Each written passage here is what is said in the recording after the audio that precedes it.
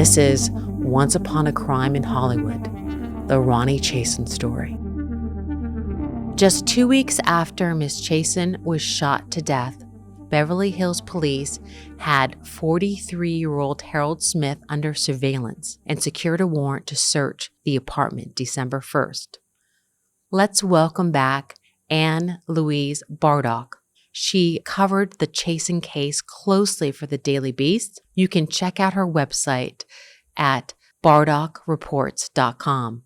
Louise, tell us about the Harvey apartment and what happened that night. The Harvey is kind of a sad residential facility, downtown LA. Rooms, many of the people are transient. Many people don't make it more than 30 days at a stay. Many of the people are part of the estimated 50,000 people who are regarded as homeless in Los Angeles. And the figure is even bigger today. A few of the people I met who knew him and were there at the same time were kind of long-timers. I remember one man who seemed to know him quite well, as much as anyone knew him, was there, for a full year. And he said he was in and out. And he said basically Harold Smith's MO was to wait to get evicted. And that's what he was doing. He was already sent eviction papers to be thrown out of this place, and he was just hoping to get through to December. He was on borrowed time, borrowed everything, and the police showed up, and when the Harvey Apartments, it's an odd place. You walk in, it's definitely cheerless. And there's a couple of stairs, and as soon as you come in on the right, there's like a cashier cage, where a cashier is behind there, and where you pay up. You pay for your room, or by the week, by the day, by the month, whatever it is. It's that kind of place. And as I understand it, the night that he was caught, the police came in. He was actually just hanging out down, sitting on the steps by the cashier cage area. And the police wanted to speak to him, and he took out his .38. The same .38 that they said was a ballistics match with the bullets that had killed Ronni Chasen, put it to his head, and took his life. He was not going back to jail again. Los Angeles Police Department were also on the scene to investigate the suicide. Here's what LAPD Captain Kevin McClure had to say that night. The person that they were looking for showed up. They attempted to talk to the suspect. When they did, the suspect produced a handgun, and there was a self-inflicted gunshot wound at that point in time, and the suspect was pronounced at the scene. Smith wouldn't be identified until the next day, but neighbors from the Harvey Apartments where Smith lived said he was known as Harold. So who was he, and what was his connection to the Chasen murder? Louise, what can you tell us about Harold Smith? Well, he had been living there on and off for a period of time. Harold Smith was from New York City, but had a long troubled life and long troubled drug career, long troubled stretches in jails and prisons. This is a very sad story. He was a nice looking man. He was a kind of light-skinned African American with kind of closely cropped hair, who was an extraordinary bicyclist, like probably could have been a champion cyclist. So he had a kind of dual part to him. He had parts of him that were drug, take any drug he could get his hands on. his drugs of choice being methadone and crank, and being a great cyclist. And he had a whole collection of the best bicycles, all stolen, which he kept next to the Harvey and near a dumpster. He kept them kind of locked up. And his favorite bike, the bike, I think it was a maroon color, that the police said he was driving the night of the murder of Ronni Chasen, he actually kept in his room. Miss Bardach, what do you know about his criminal history? Oh, boy. He just had a checkered, from the go. And there was some family. He did have a family, but as I recall, when he killed himself and the police took the body and contacted whatever relations she had back in New York, at that time, there were no takers. There were no takers saying, oh, look, we want to get the body and give him a proper funeral. My sense of it at that time was that he was going to end up in the LA version of Potter's Field. And, he was in trouble from the go. Remember, every time somebody is caught doing a criminal act, you have to figure there were 10 or 20 other instances where they're not caught. Police are spread so thin that when you have a massive homeless population, many of whom are drug addicted and need to steal in order to support their habits, there's no way you're going to have adequate protection, which is, at the time this murder happened, there was kind of a spike, a real crime wave going on.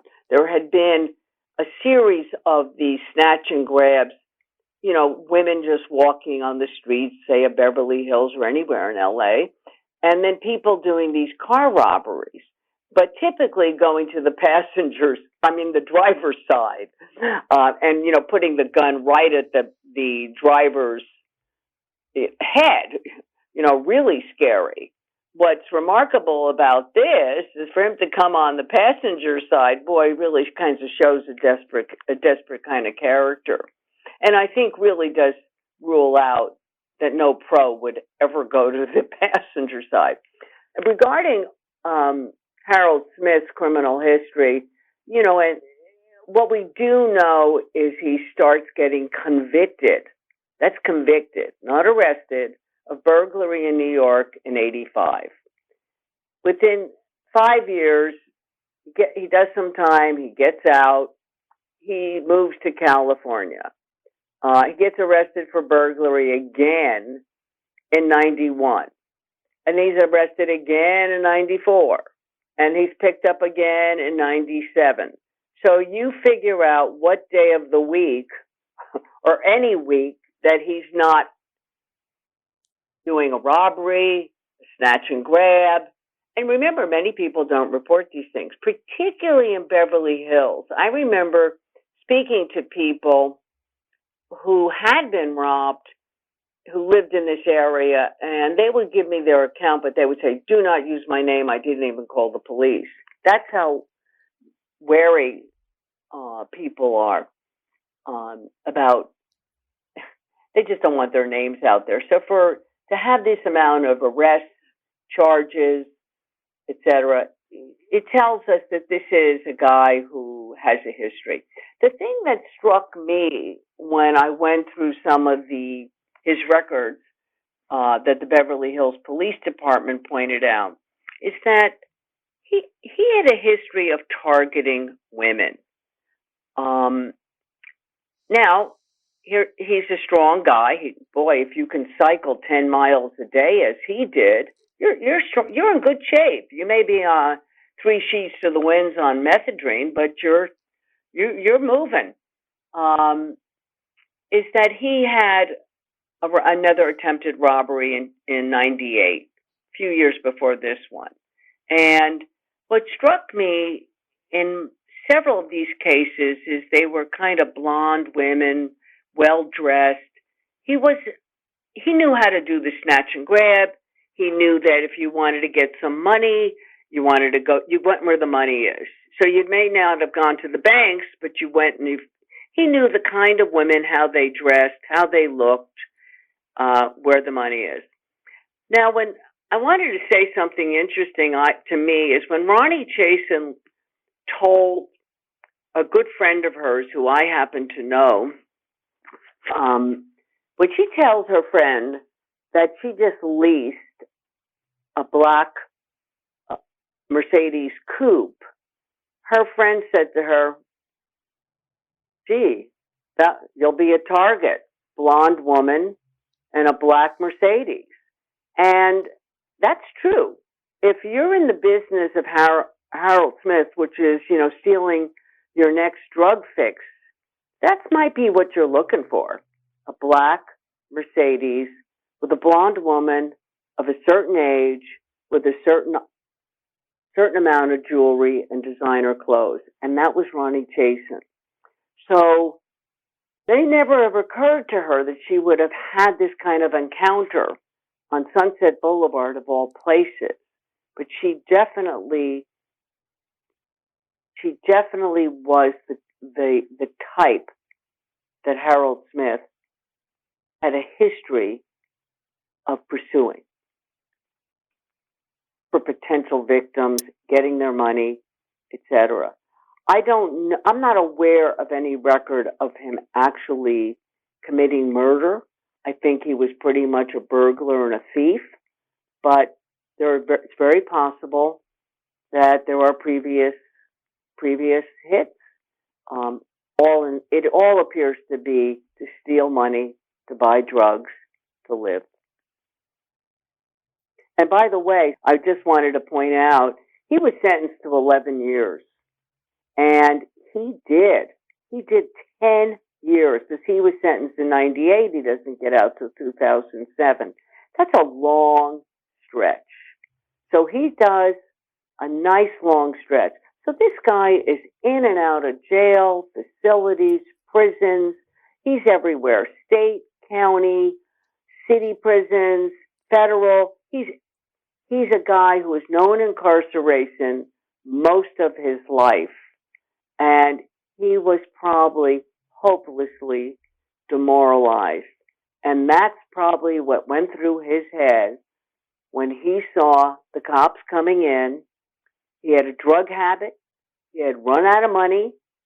Cops were coming, and he knew he's going back to jail. He was being evicted, and he was going to do cold turkey in a jail. And that's probably what he was thinking in those last moments when he saw police coming for him. Steve Katz, former America's Most Wanted producer. Did Smith's neighbor ever mention having knowledge of Smith's criminal history? Not to the specifics that we've talked about here. He knew that Harold had a past and was a two-strike guy. So he knew that, there was some desperation there. One of the reasons I think that prompted him to call was that he knew that Harold was dangerous. Even though he described him as the politest guy he'd ever met, he knew that he was dangerous, and he knew that he had a past. But I mean, they weren't bosom buddies. They didn't hang out. They were neighbors in this, this rundown apartment building. So as much as you could know somebody who was your neighbor like that, you knew him. He knew enough to be that he was dangerous. According to the LA Times, Beverly Hills detectives had information suggesting Smith would be in his apartment December 1st and had been under surveillance for some time. When Smith arrived and entered the lobby, he was approached by two Beverly Hills detectives. He was told to take his hands out of his pockets and refused, before producing the .38 caliber Smith & Wesson revolver he used to shoot himself. Smith was pronounced dead at the scene. Here's more from Lieutenant Tony Lee of the Beverly Hills Police Department about Smith's suicide and how it's connected to Chasen's investigation. Our detectives were here on a follow-up, and this person was a person of interest from the Chasen incident. And that's all we have at this point. And as the captain mentioned, this person shot himself. It was a self-inflicted gunshot wound, pronounced dead later on, and the investigation is ongoing at this time. We did hear from some of Smith's neighbors, including Terry Lynn Gilpin, who lived on Smith's floor. Here's Terry Lynn speaking to CBS News' Ben Tracy after Smith's suicide. He was telling my husband, someone hired me, and I'm just getting a big payoff, and I'll be expecting $10,000 here in the next few days. He said, that little nice lady driving that nice car. And he goes, that was me. Gilpin became a main source for media speculation about a murder for hire after she was quoted as saying she overheard Harold Smith telling her then husband, Brandon Harrison, that he killed Ronni Chasen and that he was talking about receiving $10,000. But it was reported that Smith had won a large settlement for an unrelated lawsuit, which ended up being closer to $5,000 after lawyers' fees. The rap also quoted a police insider as saying that witness statements claiming Smith was expecting a $10,000 windfall were completely not credible. Let's go back to Louise Bardach, who covered the case for the Daily Beast. Louise, did you speak to any neighbors who corroborated the story of him bragging about receiving $10,000 for killing Miss Chasen? Let me just say as a general note that many of the residents of the Harvey Apartments would not be entirely single source reliable sources, if you get what I'm saying. And getting people to agree exactly what happened. What I did hear is he had come into some money.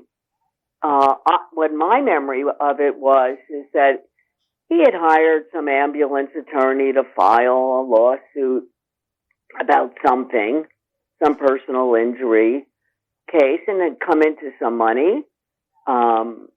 Now, whether it was hundreds or thousands, I sort of remember that he had complained about the lawyers taking all the money, a common complaint, and that in a New York minute, he had spent it all because he was a crack. He loved crack and he loved crank. Crank is sort of like souped up methadone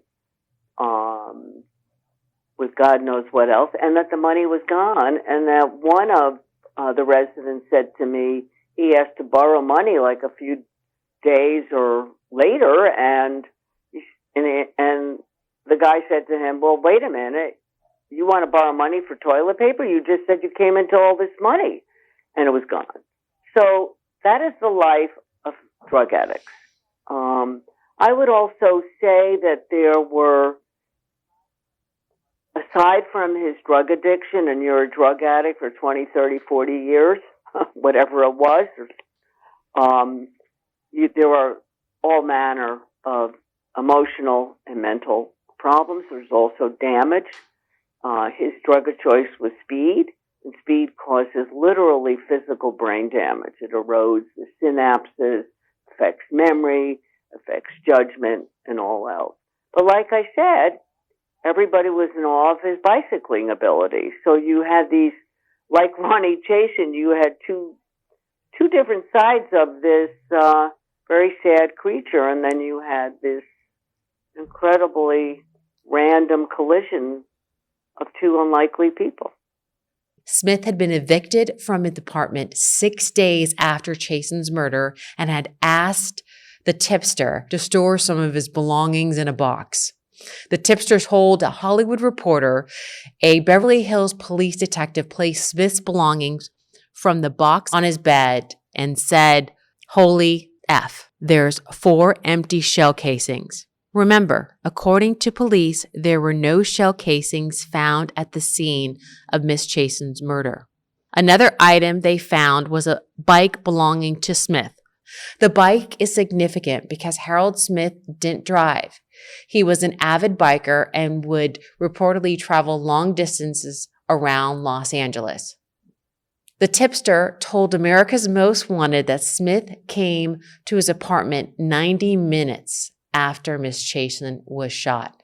Let's bring back Joshua Ritter, criminal defense attorney, former deputy district attorney of Los Angeles County, and host of his own podcast, True Crime Daily Sidebar Podcast. Joshua, do you think it's possible Harold Smith could have biked all the way from Sunset Boulevard and Whittier Drive back to the Harvey apartment in an hour and a half? I mean, it's certainly possible, right? The better question, I guess, is how probable would it be that he would be in that area, not close to where he lived? We're talking several miles away. It's not an area that you would expect him to kind of be either walking or biking around. We talked about this previously, but it's a residential area off of the Sunset Strip. So his ability to get back from the crime scene to his apartments within that time period is certainly a well-deserved question that I think the police needed to look into to answer. Could he have done it by bike? I think, sure. Could he have done it by foot or by public transport is perhaps a better question, given the idea that there was some evidence, at least, that he returned to the apartment without his bike. So that is something that's even more curious, is that how would he make his way back without his bike? How quickly could he do that? And why would he not raise suspicion in that area of Beverly Hills? A person that late at night making their way by foot, perhaps in a highly agitated manner,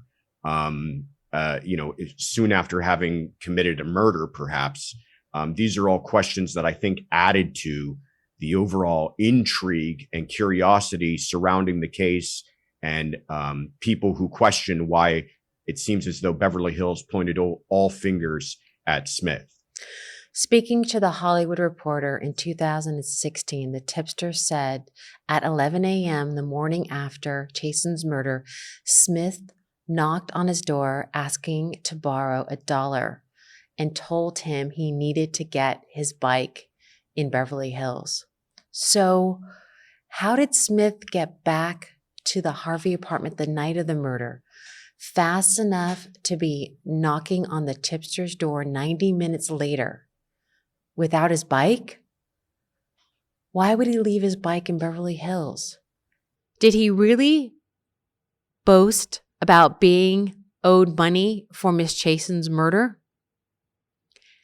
And why would Mr. Smith, a two-strike convict who had already done time for robbery attempts, murder someone in Beverly Hills, then shoot himself when confronted by the police? Steve, Joshua, what are your thoughts about that? Yeah, I mean, listen, certainly a lot of the evidence surrounding this case fits the profile of Harold Smith. He's a person who has taken part in robberies, and he's a person who does have a drug habit and does seem to kind of fit what you would imagine Beverly Hills PD would believe to be kind of their ideal suspect at the time. But then there are other questions that are unanswered that I think have added to why there's so much kind of conspiracy surrounding this case. The location of where it took place, how it seemed to be a robbery gone bad, yet there's really no evidence of a robbery gone bad other than a shooting. There was no property taken. So all of these things, including the person who was killed herself, Ronni Chasen, I think add to people just asking more questions than they otherwise would if this were a robbery gone bad that had taken place in a different part of Los Angeles, which happens all the time. And so I think it's what you're dealing with is kind of this situation where it's a ideal suspect, yet a yet put into the surrounding circumstances that don't entirely fit that usual narrative that we're used to seeing. And then, you have to add to the tragedy of all of this that he took his own life. And so many of these questions will never be answered. And so you are left with a suspect that has never been convicted, and you've never had this tried in a court of law where we could see all of the evidence presented against him that might answer a lot of these questions. Mm-hmm. Instead, you have a police department that was able to say case closed with a suspect who's now dead and can't answer any of the charges, which I think just further feeds into the conspiracy and intrigue that continues to haunt this case.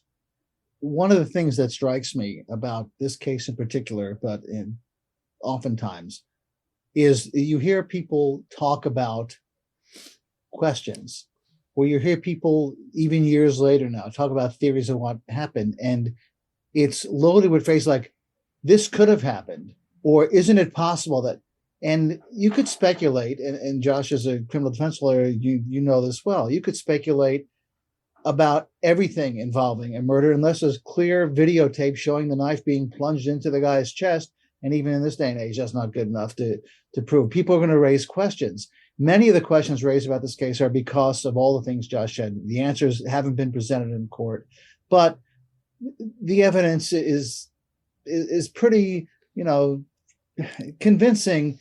At the time this happened, I was asked a lot about this question, and I stand by the stuff that I said at the time, which is Hollywood is a place, and I love it there. My whole profession is based in Hollywood. It's a place that makes its mint on imagination. And for something this terrible to happen so inexplicably, the simple answer of what happened, just a lot of people apply their imagination to it because they just found it so hard to believe that a simple, terrible guy down on his luck camped out at a corner that he knew some rich people would come by that he could rob, and it just went bad. And that's what happened, I believe. And all the speculation, all the reason why we're still talking about the case today is because where it happened and who it happened to.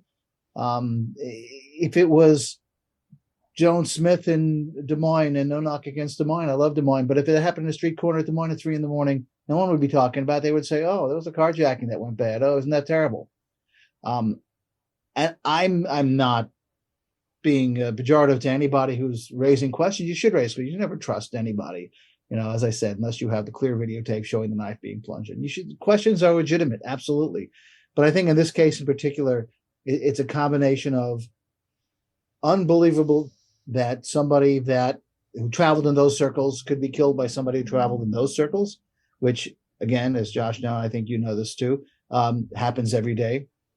But it's the application. I can't believe this happened to our friend in our business. There must be another explanation. It can't just be that a really rotten person killed her. And I think that is the genesis of a lot of these questions. It's just the disbelief, that something like this could happen. I think one of our friends was quoted as, you can believe what you want, but ballistics don't lie. And it's just hard to believe. And some people, instead of just saying, okay, I'll let it rest, continue to think there must be another explanation, but there isn't. In our next episode, we'll examine how Beverly Hills police pinned the murder on Harold Smith, more questions that arose about Smith's involvement in the crime, and why police said the murder was just a random act of violence.